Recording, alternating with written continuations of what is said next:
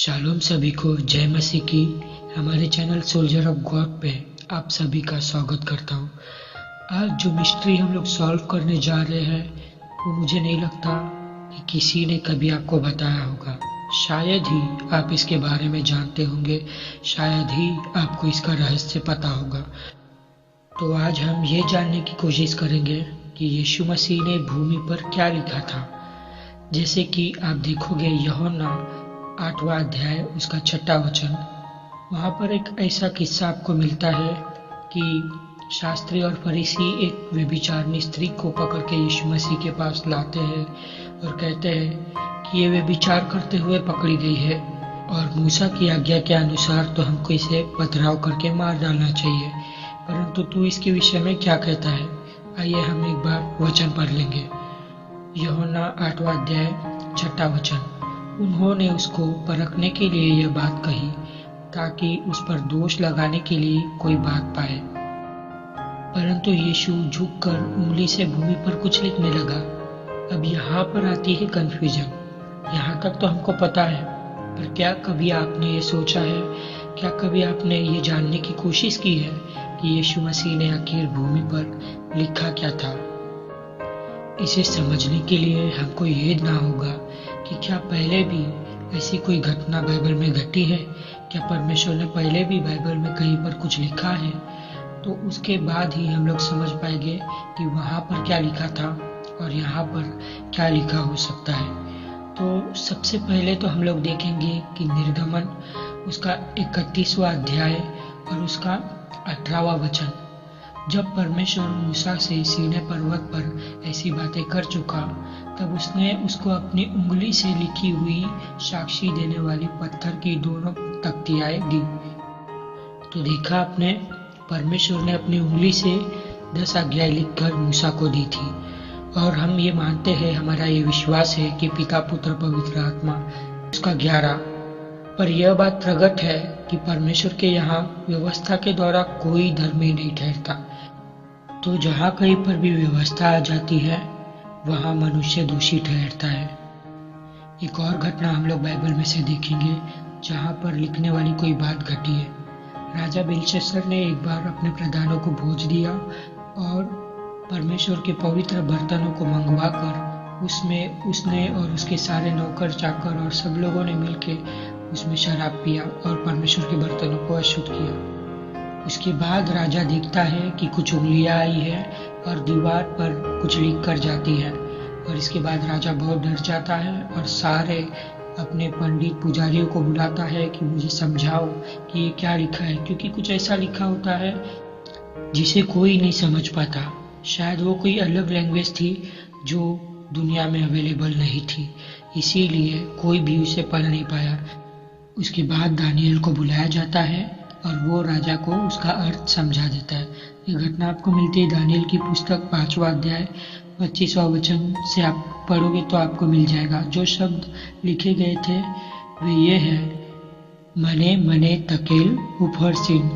तो कुल मिला के बात ये है, मैं आपको शॉर्ट में समझा देता हूँ। परमेश्वर उसे कहता है कि राजा तेरे दिन गिन कर कम कर दिए गए हैं और तू हल्का पाया गया, तुझे तोला गया तो, और तेरा राज्य अभी मादियों और फरीसियों को दे दिया जाएगा।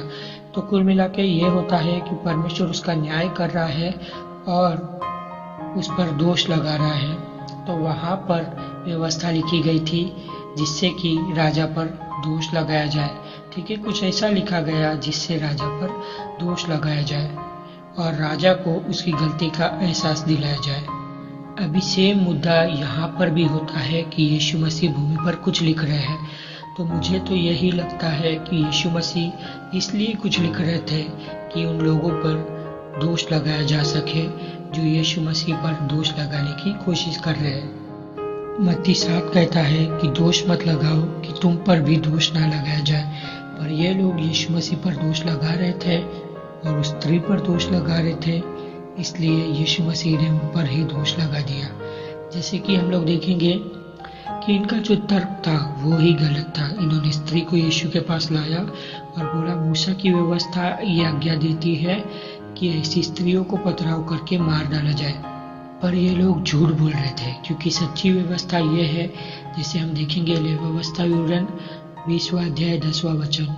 फिर यदि कोई पराई स्त्री के साथ व्यभिचार करे, तो जिसने किसी दूसरी स्त्री के साथ व्यभिचार किया हो, तो वह व्यभिचारी और वह व्यभिचारिणी दोनों निश्चय मार डाले जाए। यहाँ पर बात हो रही है दोनों को मार डाले जाने की, पर उन्होंने सिर्फ एक स्त्री को सामने लाया। अगर स्त्री को लाया तो पुरुष कहाँ है? और यीशु मसीह इस बात को जानता था कि वो लोग कुछ ना कुछ तो घोटाला कर रहे। हो सकता है वो स्त्री सचमुच व्यभिचार करते हुए पकड़ी ना भी गई हो, लोगों ने सिर्फ झूठ बोल के पकड़ के लाया हो यीशु मसीह पर दोष लगाने के लिए, क्योंकि वो लोग मुद्दा ढूंढ रहे थे कि यीशु मसीह को कैसे पकड़े। यूहन्ना 8:8 हम लोग पढ़ेंगे तो वहाँ पर हमको मिलता है, और फिर झुककर भूमि पर उंगली से लिखने लगा, परंतु वे यह सुनकर बड़ों से लेकर छोटों तक एक एक करके निकल गए। अब सवाल ये उठता है कि यीशु मसीह ने ऐसा क्या लिखा था जिसे देखकर बड़ों से लेकर छोटे तक सब वहाँ से चले गए। कुछ लोग कहेंगे कि लिखने की वजह से नहीं गए, वो बोलने की वजह से गए थे, क्योंकि यीशु मसीह ने बोला तुम में से जिसने पाप नहीं किया है वो पहला पत्थर मारे। पर मेरा सवाल ये है कि जो लोग कुछ भी करके यीशु मसीह को पकड़वाना चाहते थे, उन लोगों ने वहाँ पर झूठ क्यों नहीं बोला? वो झूठ भी तो बोल सकते थे कि हाँ मैंने कभी पाप नहीं किया है, मैं मारता हूँ पहला पत्थर। अभी क्या बोलेगा यीशु, है ना? उन्होंने ऐसा नहीं किया। क्यों उनकी इतनी हिम्मत नहीं हुई? ऐसा क्या था? उसका कारण था वो लिखावट जो यीशु मसीह फिर से भूमि पर झुककर लिखने लगा। दोस्तों मैं आपको बताने जा रहा हूँ कि क्या हो सकता है वो चीज़। दोस्तों यीशु मसीह परमेश्वर थे और उनके लिए कोई भी चीज़ असंभव नहीं थी। तो मुझे लगता है जो भी आकर वहाँ पर देखता था कि लिखा क्या है, तो उसको उसका खुद का नाम दिखाई देता होगा और वो सोच में पड़ जाता होगा, अरे ये तो मेरा नाम लिखा है, इससे पहले कोई और देखे मैं यहाँ से चले जाता। फिर कोई दूसरा आता होगा, वो देखता होगा, अरे ये तो मेरा नाम लिखा है और वो भी लिखा है जो मैंने किया है आज तक, इससे पहले कि कोई दूसरा आके मेरे कारनामों को पढ़े और मुझे ही पत्थर मारने लगे, मैं यहाँ से निकल जाता हूँ। बड़े तो भागे ही भागे, बच्चे भी वहाँ से भाग गए। उन्होंने भी ऐसा कुछ देखा होगा, वहाँ पर लिखा हुआ उनके बारे में सोचा होगा फिर उन्होंने कि हमारे माँ बाप को ये बात पता ना चल जाए, हम यहाँ से निकल लेते हैं। और बच्चे लोग भी वहाँ से एक एक करके निकल गए। ये एक चमत्कार जैसा हुआ होगा वहाँ पर, हम कह नहीं सकते कुछ ठीक से, हाँ पर इतना तो कंफर्म है कि यीशु मसीह ने उनका नाम लिखा था।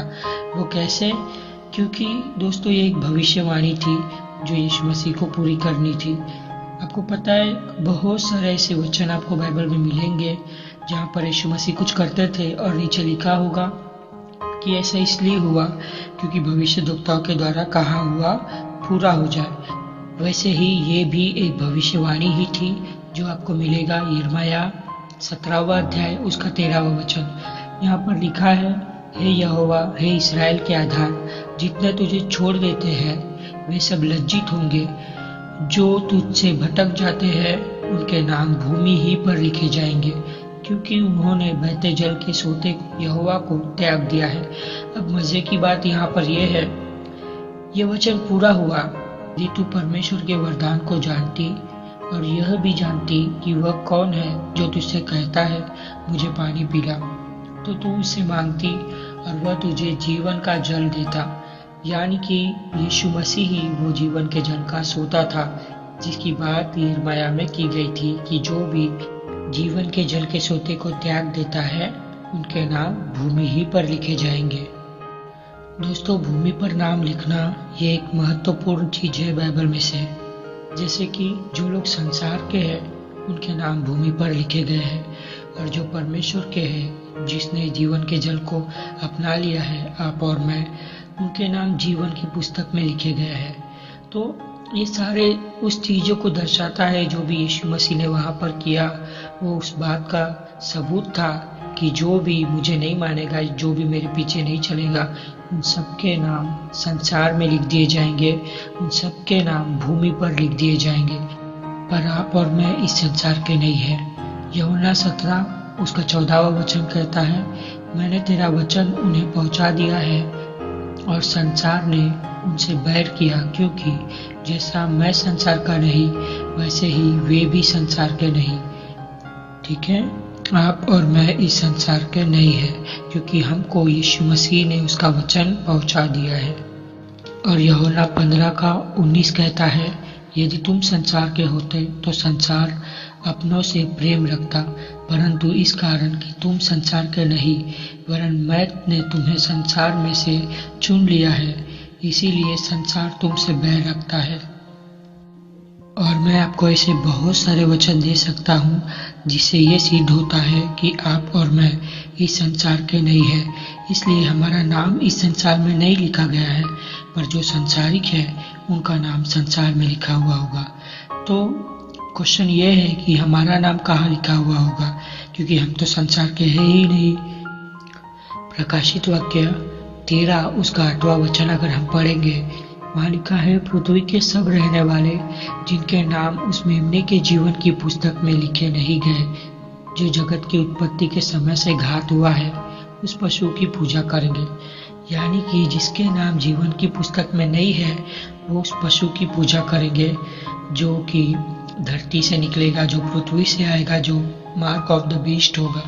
ठीक है, इसका मतलब ये है कि जो भी यीशु मसीह पर विश्वास करता है, उनके नाम भूमि पर नहीं परंतु जीवन की पुस्तक में लिखे गए हैं। और यही कारण है कि लोग आज हमसे चिढ़ते हैं, हमें पसंद नहीं करते, यीशु मसीह को नहीं पसंद करते, क्योंकि ये होता है ना, जिनका जगह उनका राज्य, वैसा ही कुछ है। हम यहाँ के हैं ही नहीं, हम तो आसमान के हैं, हम तो हमारे परमेश्वर के हैं, और ये धरती उनकी है, उनका इस पे हक है। जैसे हम इस संसार के नहीं है, वो लोग इस संसार के हैं, पर एक दिन आएगा जब हम आसमां पे होंगे, जब हम बादलों पे होंगे, और वो लोग इस संसार में ही रह जाएंगे। आमीन आमीन। दोस्तों, अगर आपने आज की वीडियो से कुछ भी नया सीखा हो तो कृपया करके इसे अपने दोस्तों के साथ, अपने भाई बहनों के साथ जरूर शेयर करें। इसलिए नहीं क्योंकि हमारे चैनल का ग्रोथ हो, हमारा ऐसा कुछ भी इंटेंशंस नहीं है। हम बस ये चाहते हैं कि ये गहरी बातें आगे तक पहुँचे, औरों को भी इसका फायदा हो, औरों की भी समझ बढ़े। वचन कहता है, जैसे तुमने सेंटमेंट पाया है वैसे सेंटमेंट दो, क्योंकि जिस नाप से तुम नापते हो तुम्हारे लिए भी नापा जाएगा। जरूरी नहीं कि आप किसी की पैसों से ही मदद करो। पैसों से मदद करना बहुत अच्छी बात है, पर अगर आपके पास नहीं है तो आप क्या करोगे? पर जो आपके पास है वो तो आप कम से कम दे सकते हो। तो मैं यही चाहता हूँ कि हमारे साथ आप भी प्रभु की आशीषों में सहभागी होइए।